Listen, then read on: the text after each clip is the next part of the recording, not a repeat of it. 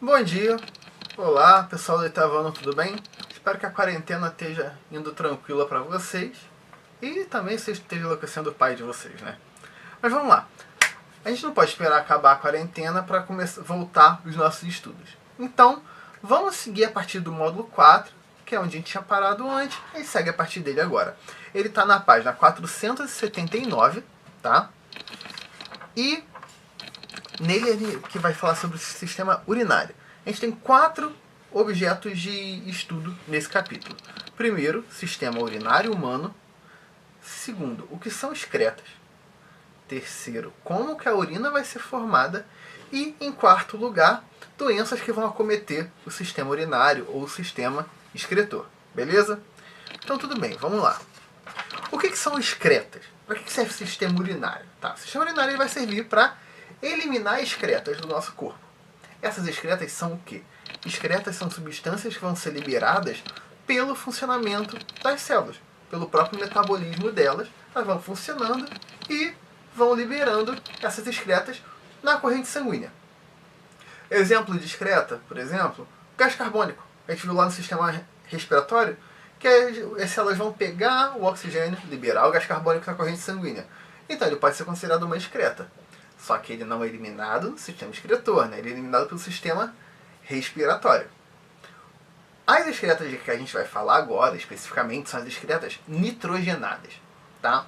Essas excretas nitrogenadas, as células vão liberar elas principalmente por causa do metabolismo de aminoácidos.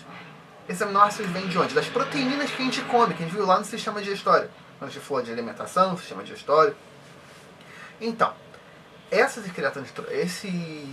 aminoácidos vão ser processados dentro da célula e ela libera excreta nitrogenada para o sangue. Essa excreta que ela vai liberar seria a amônia. Tá? Só que a amônia é uma substância muito, muito tóxica para o nosso corpo.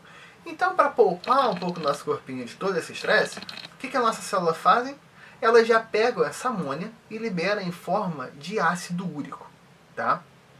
E aí esse ácido úrico, ele é bem menos tóxico para o corpo, muito mais suave, e aí vai entrar esse ácido úrico na corrente sanguínea para o sistema excretor liberar ele para fora do corpo. Tira ele daqui que ele não faz bem nenhum para a gente. Só uma nota, excretas não devem ser fezes não devem ser consideradas excretas, tá? Por quê?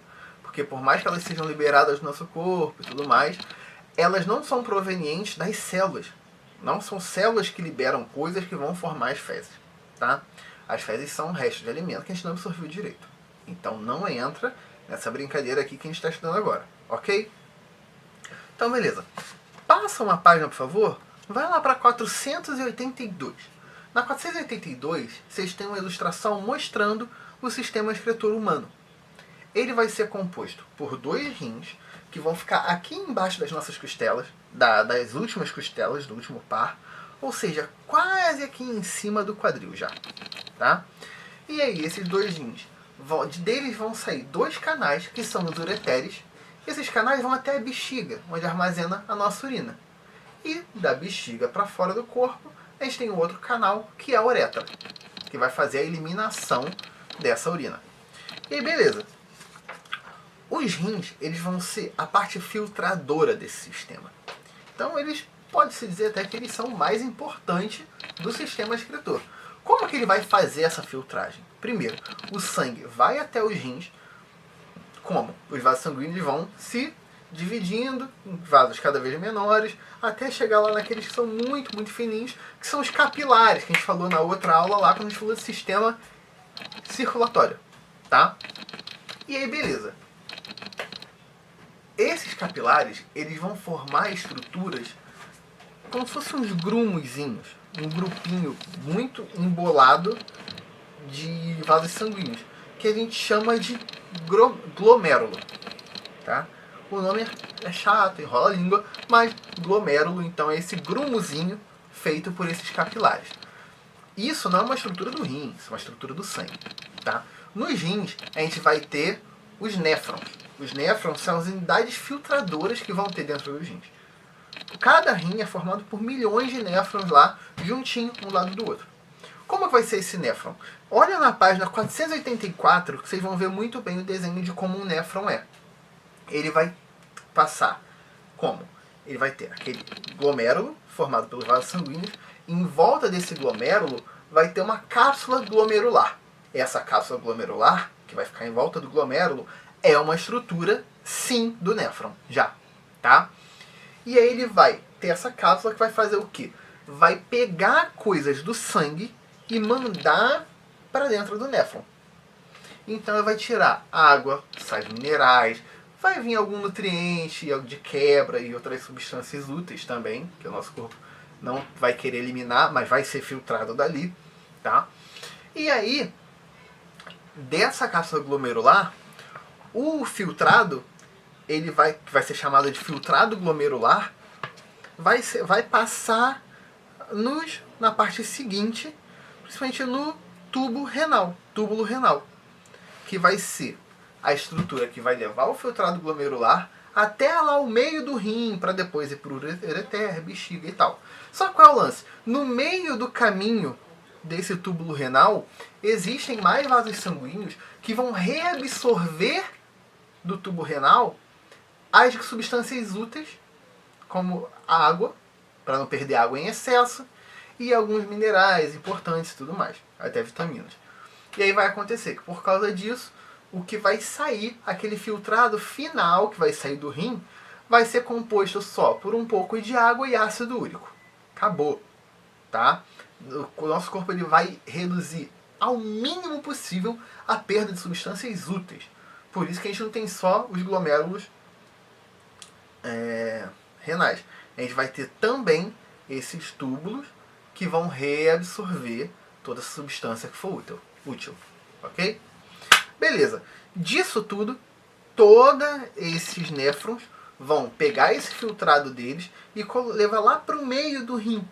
Que aí nesse meio do rim vão ter os canais que vão ligar ele no ureter, e do ureter, aquele filtrado vai até a bexiga. E isso tudo, nessa etapa, quando ele já sai do rim, aquele conjunto dos filtrados de cada néfron já é considerado a urina. Tá? E aí vai ser aquele esquema. A urina vai descer pelo ureter, vai ficar lá na bexiga. A bexiga é um órgão muito engraçado, digamos assim, porque ela tem uma característica que outros órgãos do nosso corpo não têm, é de ser muito elástica. A bexiga pode dobrar, triplicar de tamanho quando ela está cheia, tá? Isso porque as células da bexiga têm uma característica e uma forma que elas conseguem meio que deslizar uma por cima das outras. Então, quando a bexiga está vazia, as células ficam bem assim, ó, coladinhas uma na outra. E quando ela está cheia, a bexiga precisa aumentar de espaço. As células começam a deslizar, se afastar um tiquinho uma das outras. Mas elas continuam encaixadinhas. Tá? Elas só vão formar uma camada mais fininha para poder se alongar. É igual quando pega uma massa de pizza, uma massa de alguma coisa e estica ela. Ela continua tendo a mesma quantidade de coisa nela. Só que ela vai ficar mais fininha para ocupar um espaço maior. Beleza? Espero que sim. Então vamos lá.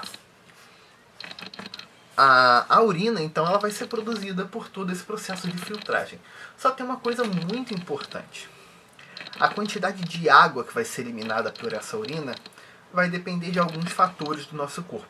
Uma delas é a produção de hormônio antidiurético, que é o ADH, que vai ser liberado pela nossa hipófise. Esse hormônio antidiurético, ele suprime a produção de urina. Então, quando o nosso corpo está com baixa quantidade de água, ele vai produzir ADH e a parte do túbulo renal vai aumentar a reabsorção. Ou seja, seu corpo está com pouca água, ele libera ADH. A hipófise, lá no meio do cérebro, na meiuca dele, libera ADH.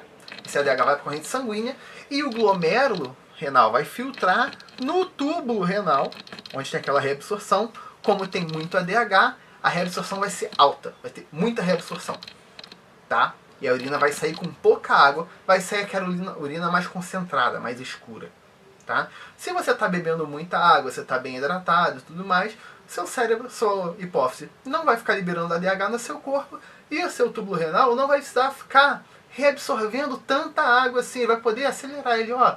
Pode mandar água embora, não tem problema perder, porque tá com muita, tá de boa, tá tranquilo, não tem problema nenhum. E aí vai ser aquela urina mais clarinha e tudo mais que a gente vê, tá? Um problema que pode dar nisso é consumo de alguns tipos de alimentos. Duas coisas. O primeiro problema que a gente vai ver são os cálculos renais, ou pedra no rim, tá? Basicamente, ele vai acontecer por dois fatores. Primeiro, baixa ingestão de água e líquidos. Segundo fator, alto consumo de sais, minerais e coisas assim, acima do recomendado. Até vitamina C pode causar cálculo renal, desde que seja numa quantidade muito acima do que é recomendado, né? Então, o que vai acontecer? Essas substâncias vão ficar sendo depositadas ali no tubo renal e vão, como elas são minerais, né? Elas vão tempo mineralizando, ou seja, vão formando pequenos fragmentinhos mineraizinhos, tipo rochazinhas mesmo, e com o tempo esses cálculos, esses fragmentozinhos vão aumentando, aumentando, aumentando, e aí vão formando de fato uma pedrinha lá no rim. Isso vai doer, isso vai atrapalhar o processo de filtragem. Isso pode, em alguns casos, até entupir algum glomérulo e talvez até interromper a passagem de sangue ali em volta dele. O que pode levar até problemas mais graves que precisa ser até tratado com cirurgia. Tá? Então, o cálculo renal é um dos problemas que a gente pode ter. Normalmente, na maior parte dos casos, ele vai sair naturalmente. Vai doer o inferno, mas vai sair. Tá? Não vai precisar de cirurgia, nem de intervenção médica, nem nada. Agora, outro problema que se pode ter são as infecções urinárias. Infecção urinária é uma coisa muito comum, acontece toda hora, só que não deixa isso fazer você pensar que ela não é séria. Por quê? Lembra que a gente está falando que esse sistema urinário está em contato com o sangue lá no rim e tudo mais? Pois é. Uma infecção do sistema urinário, se ela se tornar grave, ela pode se tornar uma infecção que está correndo na corrente sanguínea. E aí disso pode infectar o seu corpo inteiro. Se for uma infecção causada por bactéria, você pode ter uma sepsemia bacteriana, que aí você vai para o hospital, se tu não for atendido muito bem, você empacota, tchau, por causa de uma infecção urinária. Então assim, infecções urinárias vão ser causadas por bactérias ou fungos. Não me lembro de ter nenhuma causada por vírus, não estou dizendo que é possível, não me lembro de ter o caso. E elas vão normalmente começar pela uretra, né? Que é o contato do nosso sistema urinário com o corpo. Nesse quesito, as mulheres são um pouco mais vulneráveis. Por quê? Porque a uretra da mulher é bem menor do que a do homem. A uretra do homem, ela vai da bexiga até o final do pênis, ou começo. Enfim, até a parte onde a urina vai sair, né?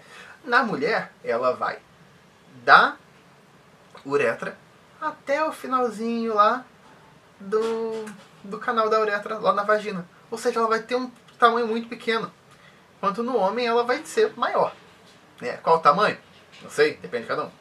Mas, então, as mulheres vão ser mais vulneráveis a infecções urinárias se tornarem mais graves porque ela tem a uretra mais curta. Tá? Mais uma vez, caminhando essa infecção, se ela não for tratada ou identificada logo, ela pode caminhar para a bexiga, até por os ureteres, para os rins. Quando a pessoa já tem infecção urinária a ponto de pegar os ureteres, normalmente ela até já vai ser internada, tá? Para evitar que vá para os rins e essa pessoa possa ter uma infecção generalizada. Tá? Então,